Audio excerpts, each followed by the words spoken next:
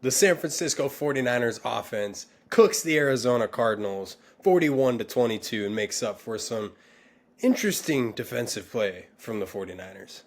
All right. Welcome back to another episode, the Behind the Back Podcast 49ers Post Game Edition. Here we are again. We're doing this back and forth, this seesaw, ups and downs. It's win-loss, win-loss, win-loss, win. Here we are again on another win. It was in Arizona this time. We're in Brock Purdy's hometown, Ricky Pearsall's hometown. And, man, it was good to have Brock back. What a fun game this was.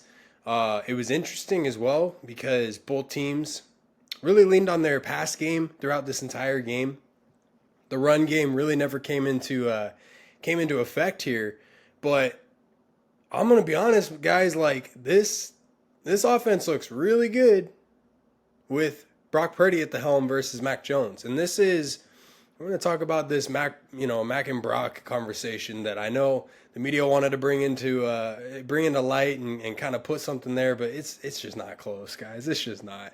So let's get right into this thing. So the 49ers score their 41 points. That's a season high in points for the 49ers. Offense does enough to mask the defensive issues. Mac and Brock, this is the conversation that I think we can kind of put to bed, all right?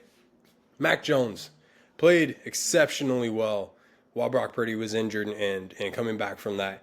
And Mac, just kind of did his thing. But the difference in how both of them process the game, the difference in the kind of plays that Purdy can extend and create for his team, and then the reads of the line of scrimmage that, a season ago, Kyle Shanahan was hesitant to let Brock Purdy make these audible calls. You saw it a few times in this game, and both times, particularly that he made those audibles, the right audible was made. One of them led straight to a George Kittle touchdown. So I loved what I saw from Brock today, and I'll get into the stats here in a little bit, but overall, Brock played an exceptional game. He finished with a 133 passer rating. Couple balls should have been intercepted, right? Back-to-back drives there, I believe it was in the first half, and both opportunities where the Cardinals could have easily picked it off, especially the second ball, but didn't work out that way. And Arizona played an awful game today. 17 penalties for 130 yards. 17 penalties for 130 yards. That ties their franchise record dating back years. So Arizona, extremely undisciplined in this game. They're kind of reeling. I talked about it on the pod, the main episode this week. This Arizona team has a ton of injuries as well. These are, two of the top three most injured teams in the NFL at this point in the season. And the Cardinals, while they have found a little bit of success going through Jacoby Brissett, and today Jacoby was nasty with it, but they have been reeling. This season has been difficult for them. After this loss, they're now 3-7. So it's been a tough season for them. And in this game particularly, you really saw this was a battle of two teams who are coached extremely different. The Arizona Cardinals are not as disciplined as the 49ers are. 49ers are injured and they've got young guys in there and so on and so forth, but they weren't doing the kind of things that the Cardinals were doing. And mind you, not every call was perfect. It wasn't. We got away with some things in there that we shouldn't have. The Cardinals got, called on some things that probably aren't called in most games, but it was how the game was going. When you see just a big brother kind of start to a football game from the 49ers, and I'll get into that in a second here, this is kind of how things go. Officials catch on to that. They see that things are going this way, and sometimes just because of the flow of the game, those calls end up being a little, one-sided. So, undisciplined game from the Arizona Cardinals and a disciplined game from the 49ers is a big story in this one. Brock looked fantastic today. That connection that Brock Purdy and George Kittle have is so good, man. 2 touchdowns between the two, and those 2 touchdowns now pass Steve Young and Brent Jones for 23 touchdowns between the two of them. Putting them in just second in franchise all time just behind Alex Smith and Vernon Davis, who have 30 of those. So, this connection between Brock and Kittle. It's been fun. It's been electric at times. Going into the season, you expected to see that connection a lot more. Obviously, with the injuries, it's a little bit less. But man, I mean, they kicked off week 1 with a touchdown to each other, and now you kick off, this stretch of 4 games where you want to see this offense really excel, with Brock Purdy being back in the lineup and just kicking things off with the 2 touchdowns to George Kittle. It's a fantastic game, and George himself finished with 6 catches for 67 yards. So really fun to see those two just kind of lock in and get back to their normal dirty business. So offensively, 49ers were great. I loved what I saw from them offensively. The total yards, they finished with 281, 186 through the air, 95 on the ground. Christian McCaffrey ended the day with, I believe it was 120 all-purpose yards. 2 touchdowns, 1 through the air and 1 on the ground. That's his 17th in his career, which is an NFL record. So he just continues to pile that on and just prove why he's one of the top RBs all time. He's the guy you need to look out for every single time you play the 49ers, every single play. He's been the most healthy all season long. Just a fantastic bounce back year for Christian McCaffrey. But the defensive side for the 49ers is worrisome, to say the least. The 49ers let 488 total yards against the Arizona Cardinals. 452 of that was through the air via Jacoby Brissett. Jacoby lit up the 49ers today. Let's talk about Jacoby. I really do. I got to hand out flowers to him.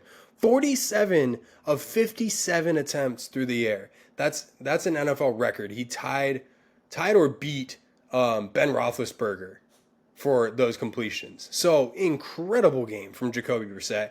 82% completion rate. Like I said, 452 yards through the air. He finished with 2 touchdowns, 2 interceptions, a 96 rating. And those 2 interceptions, really good interceptions by our defense. Timely ones at that as well. But, dude, look, we knew the pass rush for the 49ers was going to be sus for the rest of this year. We knew it was going to be tough now. And you still have some injuries on your defensive line. So, yeah, you're not even fully healthy right now. You're lacking some of that depth. But, dude, this defensive line not being able to not just get home on a quarterback, but apply enough pressure to a quarterback. Now you've got guys like Jacoby Brissett sitting back and feeling comfy, throwing 57 times and completing 47 of those.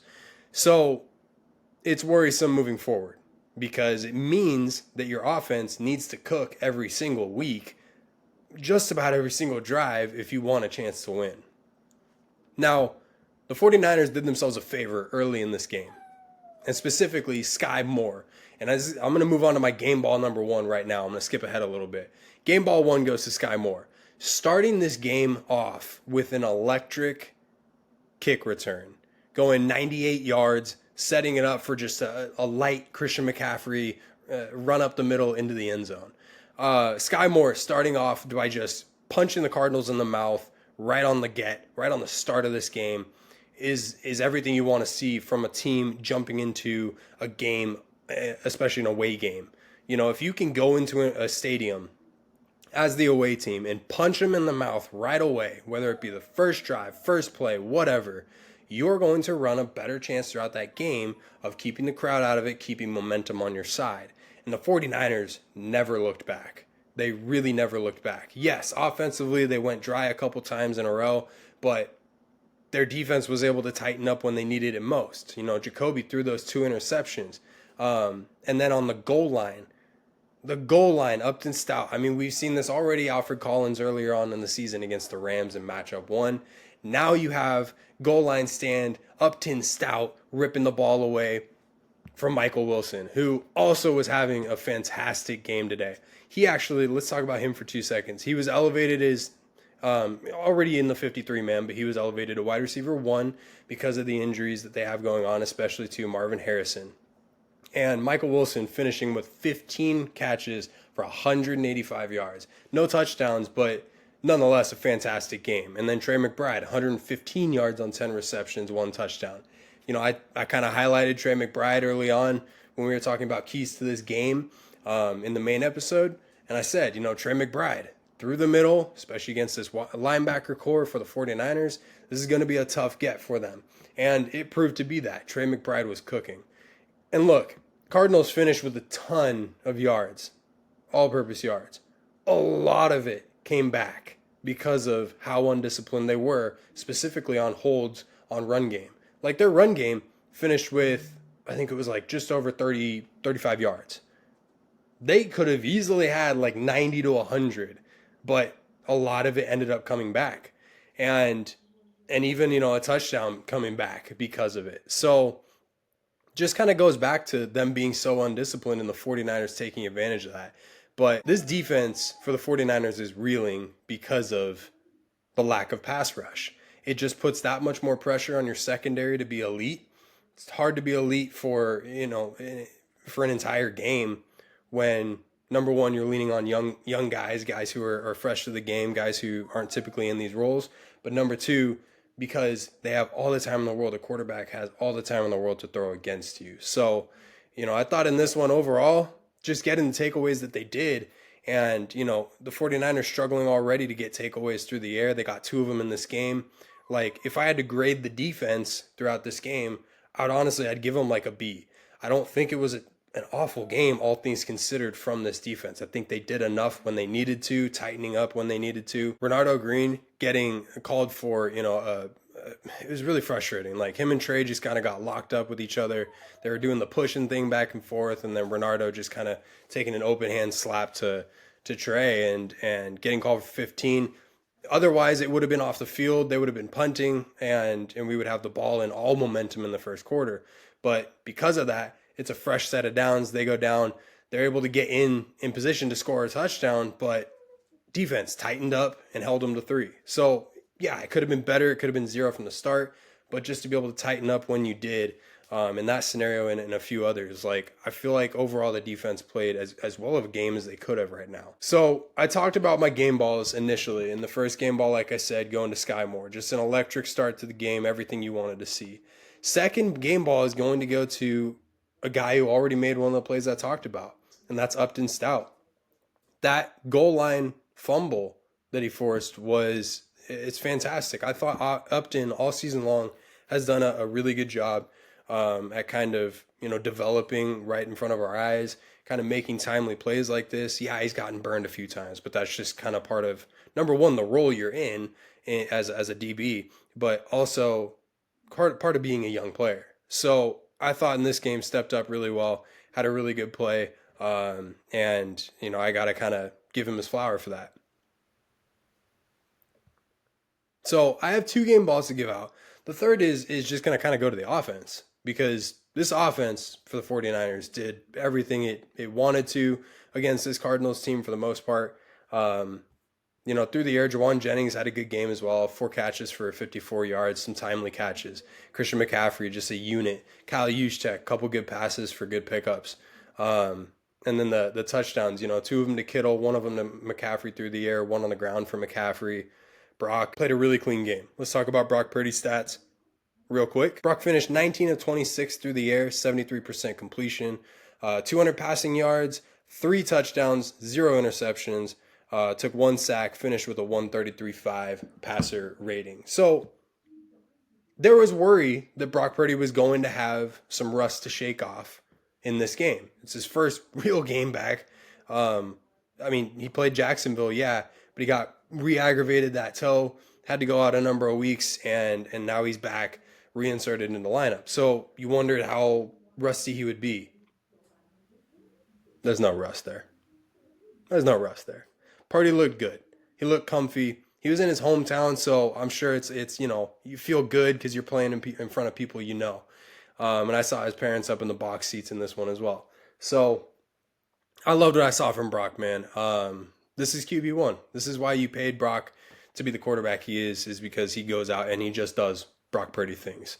You could tell the toe, like Kyle said, is never going to be 100% this year.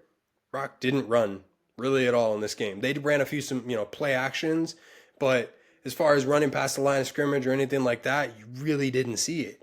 And Brock he seemed very composed in the pocket. Felt like he, found an early rhythm in this game, and it helps being on top, to start the game.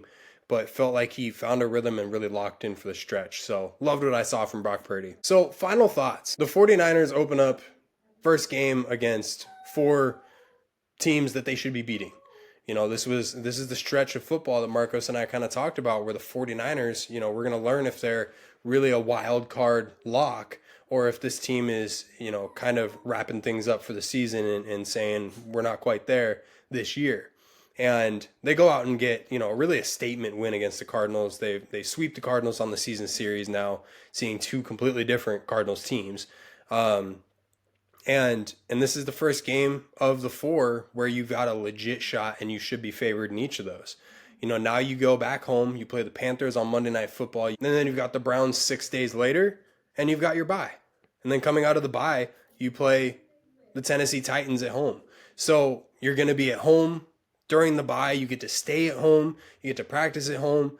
Like, this is a stretch of football the 49ers should really be taking advantage of. And they started it off right. Now it's time to lock in, get ready for this Panthers game. The Panthers aren't a terrible team this year. This is probably the best team of the 4 that you'll see. So this is a game that you still got to lock in on. This 49ers team is still on the seesaw. They haven't proved that they've broken that yet, of back and forth wins and losses. So this is a week that they need to focus up. They need to really lock in. Hopefully they can get healthier, and come out ready to go. Some notable injuries coming out of this game. Upton Stout, he had a stinger. He did return. Tatum Bethune had an ankle. Robert Beal, concussion, returned. Curtis Robinson, concussion, cleared and returned. Eddie Pinedo has a hamstring injury. Now, Eddie missed 2 extra points in this game. One was blocked. The other just yanked it. Just when you start to feel confident in the 49ers, one of the units being locked in, something happens. And Eddie Pinedo now with this hamstring injury, I think you probably bring Greg the Boot back. I think you're going Greg, who you've had throughout training camp. It started that battle off between him and Moody, and ultimately they moved forward with Moody. Then Moody's out, and insert Eddie. Now Eddie goes out in the third quarter. 49ers have a chance to, they put on a touchdown. They have a chance to go for 1. They opt to take 2. Actually, this is the fourth quarter, because I didn't know why Brock Purdy was still in the game. And Brock takes a hit on that 2-point conversion. That's like, oh boy, like, why is he still in the game? So, my point there is that they were kind of forced hand to go for 2, I guess, because Morstead really can't kick field goals or extra points. So 49ers this week are going to need to try out a kicker. We'll stay up on that. We'll talk about that. We'll see who they take, and kind of as the week and how it shapes out, how things look. But you got the Panthers next at home, so time to kind of lock in for this stretch and get ready to hopefully come out hot. Thank you guys so much for listening. All the links to our socials are down below, guys. Hit a like, comment on this. Tell me what your guys' thoughts on this game was. Did you like what you saw from Brock? What do you think about that connection between Brock, Kittle, CMC, those guys cooking? Ricky Pearsall now didn't really get much in this game. He had 1 catch, didn't go for anything. Will he find a groove? He was at home. He says he feels good after the game. He gonna find a groove next week? Does Brandon Ayuk's practice window open up? Let me know what you guys think, guys. And as always, this has been fun. It's nice to come on and talk about a 49ers win. So I'm pretty happy. Now I'm locking in. I got some Eagles football to watch, because the Eagles are about to take on the Lions, and I've got the Lions winning. Marcos, as always, has the Eagles winning, so we got a little bit of a voucher going on here. But I appreciate you guys, as always, for tuning in. I've been Benny the Jet Retz. We'll talk to you soon. Peace.